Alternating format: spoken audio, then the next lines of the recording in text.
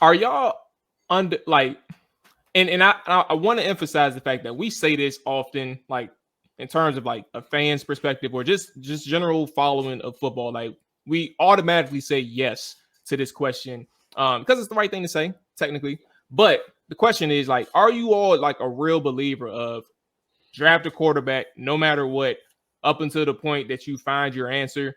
Um, and the reason why I ask it and I prefaced it saying things the way I said, like sometimes it's not easy to get. I can imagine. I know I'm not in the NFL, but sometimes it's just not easy. Like rolling up at pick 16 or pick 10, whatever number you are, and you're content with what you have, like because of who you had the year before or who you currently have on your roster right now, who you acquired in free agency maybe, and you see another player that's a game changer at another position, and you say, I would rather go for this person as opposed to going and reaching for a quarterback when we can kind of put the person that we currently have as a placeholder. And if it doesn't work out, it doesn't work out. But if it does work out to its best, we're playoff contention, and we're probably talking about at least a title game, like in terms of like their vision.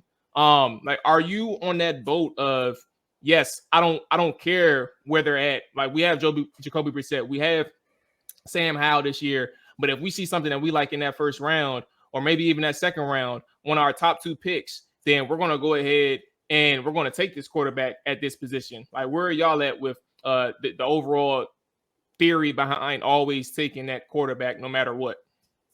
Go ahead, Doug. Well, I mean, I guess if you like them, I'd do it, but I don't think I'd be taking quarterback just for the sake of taking quarterback. Like personally, I don't like any of the quarterbacks after the first two probably this year, which you'd have to be up in the first two spots to get.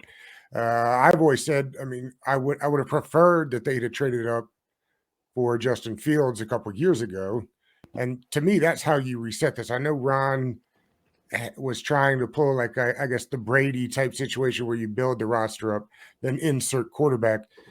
I think it's tougher to do it that way.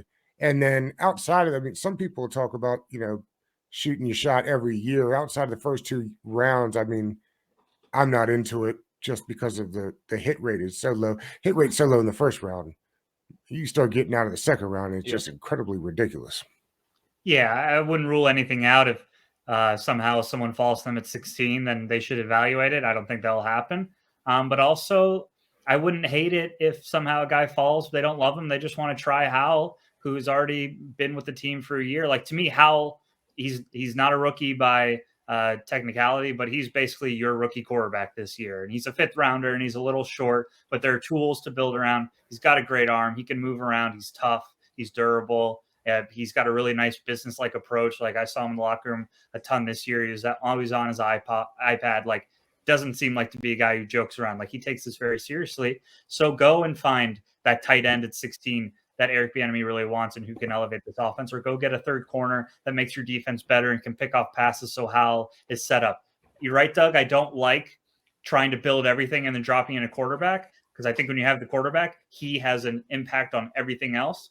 But as we saw at the Niners, they're when you have a team that is flawless or has so many offensive weapons, they can carry a quarterback along with them and lessen that responsibility. So this year, and again, it goes into Rivera, like I don't want this coaching staff, whether Bieniemy fails or he succeeds and goes elsewhere, I don't know if he's going to be around for more than 1 year. And I don't want Rivera and Bieniemy to get their hands on a quarterback that takes all this draft capital and then boom, they're out the door and this quarterback has his head spinning because he's now working with the second head coach. So that's a long way of saying I would be fine with them going a different position, first, second, third round when they really need to build out the roster. And then you can maybe throw a dart in the fourth or fifth round, a guy like DTR from UCLA or something to try and have another arm. But for the most part, I think with Brissett and Howell, you have a guy who can be your long-term and a guy who can get you through 2023. And for me, that's good enough right now.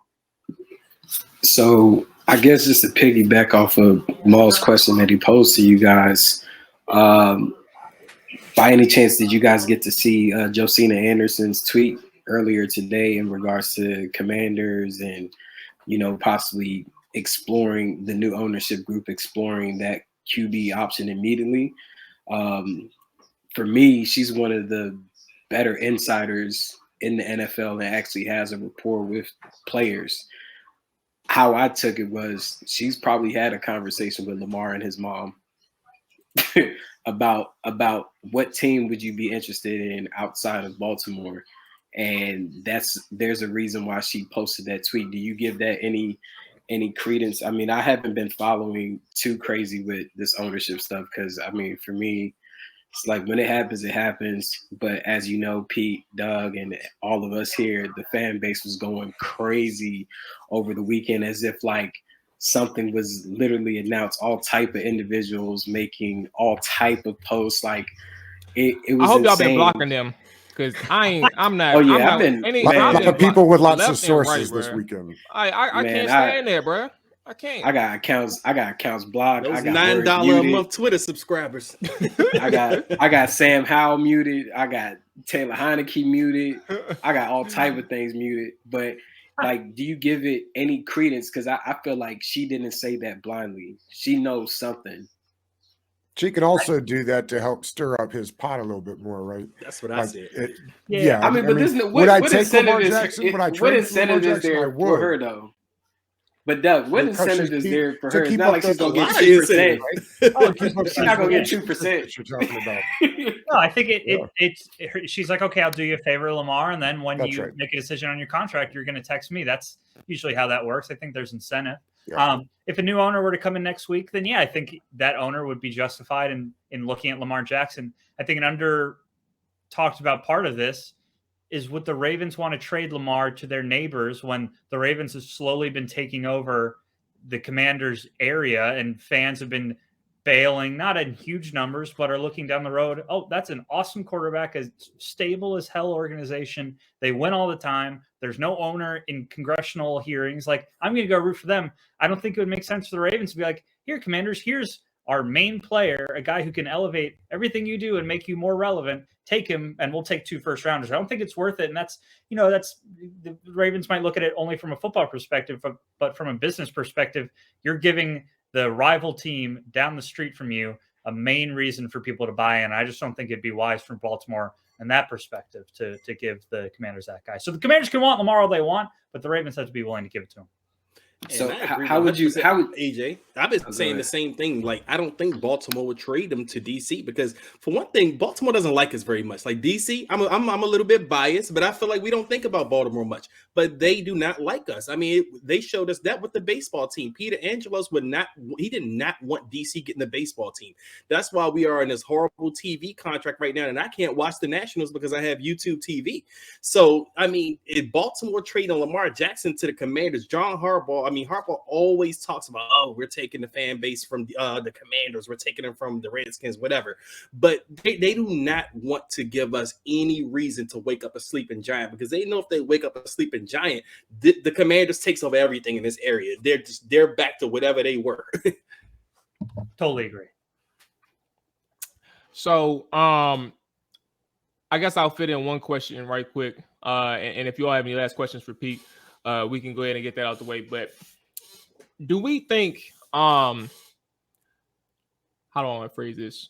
Because I don't want to give people like AJ, because there's a lot of people who think like AJ Hope. But do we think that Washington? There's nothing wrong with thinking like AJ. If you think like it's nothing wrong. You are on the right path to success, young man and young lady.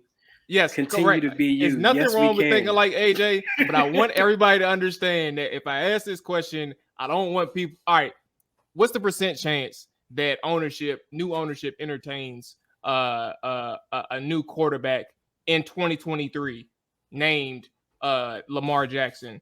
Is this something that we can really like put some credence into? Because I understand where AJ's coming from with his respect for Josina Anderson.